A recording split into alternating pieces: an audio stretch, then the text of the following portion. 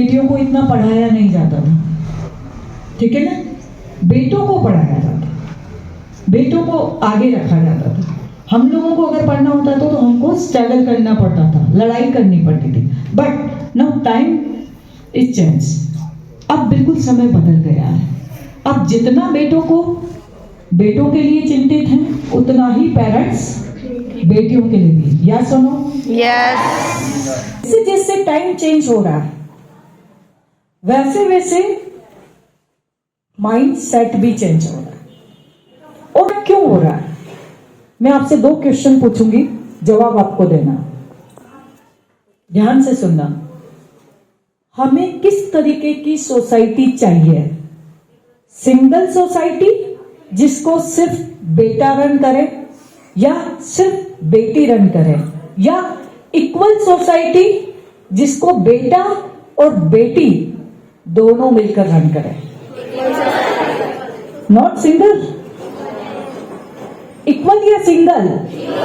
हाथ ऊपर होकर, इक्वल या सिंगल? अच्छा, बाकी लोग सिंगल चाहते हैं। इक्वल या सिंगल? यस।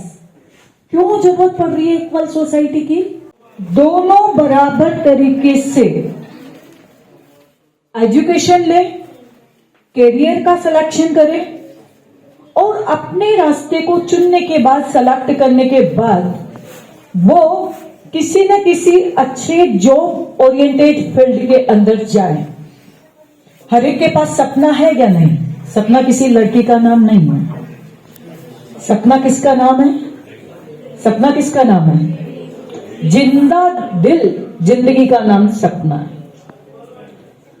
सपना जो हर एक के पास होना चाहिए। एपीजे अब्दुल कलाम साहब ने क्या कहा? लोग बंद आंखों से सपना देखते हैं ना, उन्होंने कहा खुली आंखों से सपना देखिए, और खूब देखिए, जबरदस्त देखिए, होलसेल में देखिए। लेकिन एक और बात है, सपना तो आपने देखा, अपने ड्रीम अपना बनाया। हर एक के पास कोई ना कोई सपना है, ड्रीम है। यस और नो? है? कोई ऐसा नहीं होगा कि जिसके पास कोई सपना नहीं है, ठीक है ना। सपना होना पहला। आपका कैरियर गाइडेंस के अंदर सबसे पहला थॉट आता है, if you have any dream. आपके पास कोई सपना है या नहीं है? नहीं है तो पहले सपना बनाएं।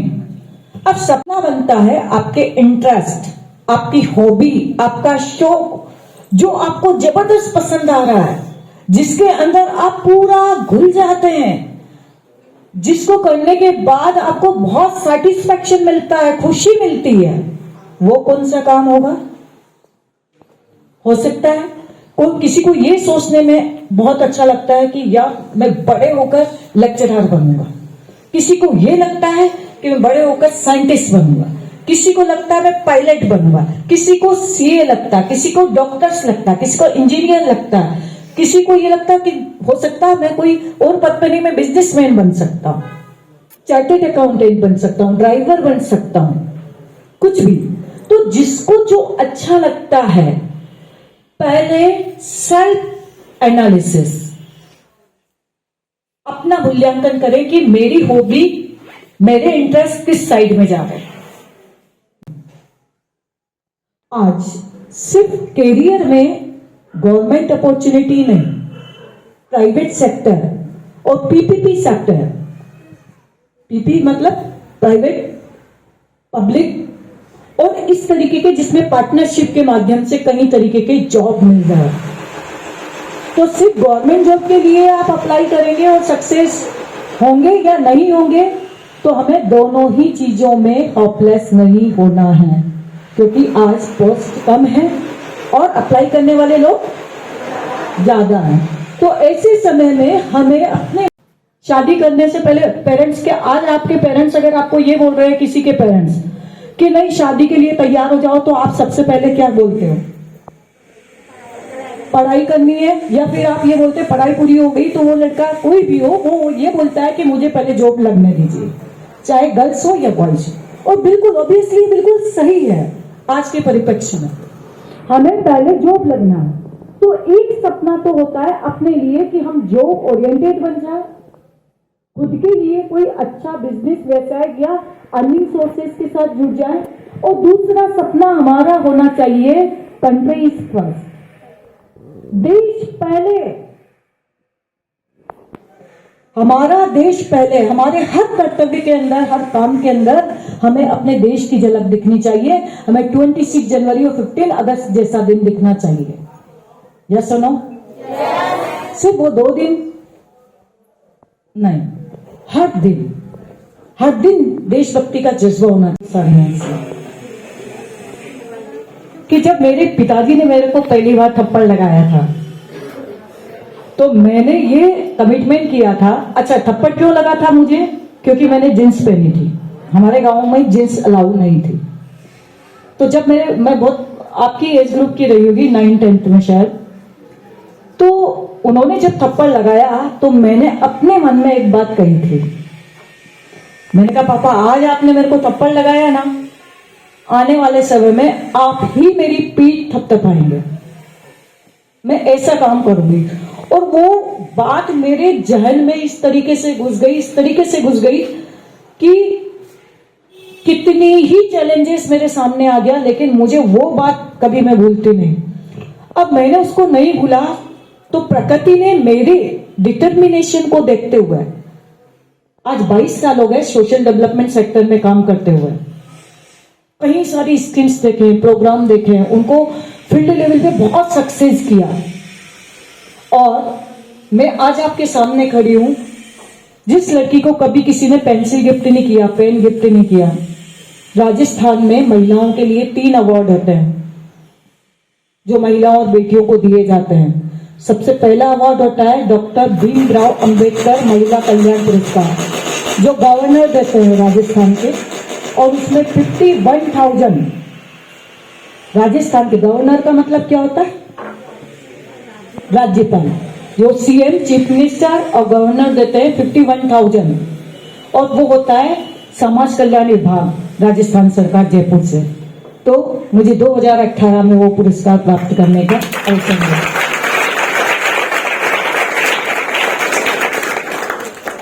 सेकंड औद्योगियों के लिए अगर आपने उल्लेखनीय कार्य किया तो उसके लिए राजस्थान सरकार का महिला अधिकारिता विभाग आपको महिला शक्ति पुरस्कार देता है। तो 2021 में मुझे वो पुरस्कार मिला। और एक होता है बेटी गरिमा पुरस्कार, प्राउड ऑफ डॉटर्स, वो भी राजस्थान सरकार देती है और वो भी मुझे 2019 में मिला। क्यों मिला? सिर्फ अगर पापा मेरे को थप्पड़ नहीं लगाते तो मैं ये अपने आप से कमिटमेंट नहीं करती कि आपको मेरी पीठ थपथपानी पड़ेगी। पापा ने थप्पड़ लगाया तो मैंने उस थप्पड़ का एक्शन का रिएक्शन होता है, यस और नो? होता है एक्शन का रिएक्शन, बट नॉट नेगेटिव। उसको कि आपको कोई भी चैलेंज देता है तो एक्सेप्ट, चैलेंज को एक्सेप्ट करो और उसको अपना जुनून बनाओ, उसको अपना कॉन्फिडेंस बनाओ और उसको अपना विजनरी दृष्टिकोण के अंदर रखो। अपनी आंखों के अंदर अपना सपना वही होना चाहिए कि अब तो मैं करके ही दिखाऊंगी। अच्छे काम के लिए जिद कीजिए और बुरे काम को जिद में टाइम वेस्ट मत कीजिए, उसको छोड़ दीजिए, हटा दीजिए, रिमूव कर दीजिए अपनी लाइफ से। जहां भी आपको कोई चैलेंज दे रहा है और आपको लग रहा है ये अच्छा चैलेंज है, तुरंत लीजिए। यस और नो? All are ready? तो बस यही आगे बढ़ने का तरीका है कि कभी किसी ने आपको कितना ही नीचे दिखाया हो, गिराया हो, आपके लिए कितना भी कोई भी वर्ड्स कहा हो, लेकिन उसको आप रिप्लाई मत कीजिए। आज गृह युद्ध क्यों हो रहे हैं घरों में, बहू और बेटियों के और बहू और सास के? क्यों गृह युद्ध होने का कारण ही यही है। वो भी उधर से 1 बोल रही है तो वो 3 बोल रही है, वो 3 बोल रही है तो वो 6 बोल रही है। हर जगह यही चल रहा है। यस और नो? यदि आप अभी गृह युद्ध में नहीं फंसे, इधर वाले सब फंसे तो सबको पता है। मैं बहुत सारी महिलाओं की काउंसलिंग करती हूँ तो बस वहां एक ही बात निकल के आती है, वो सास ये बोलती, ये बहू चुप नहीं रहती है, बहू ये बोलती है सास चुप नहीं रहती है, तो मैं उनको ये बोलती हूँ तुम दोनों एनर्जी वेस्ट कर रही हो। एक चुप हो जाओ ना तो लड़ाई होगी नहीं। चुप अगर एक व्यक्ति हो जाएगा तो इसी तरीके से आपको किसी ने कुछ कहा है तो किसी को उसको वक्त आने पे दीजिए जवाब, एक्सेप्ट कीजिए उस चीज को। तो चलिए इन शब्दों के साथ कि किसी किसी को थमाता है चाबियां खुदा अपने घर की, हर किसी को अपने घर का पता नहीं देता, लेकिन हम भारत में पैदा हुए हैं, यही सोच हमें गर्व से भर देता है। जय हिंद, जय भारत। Thank you.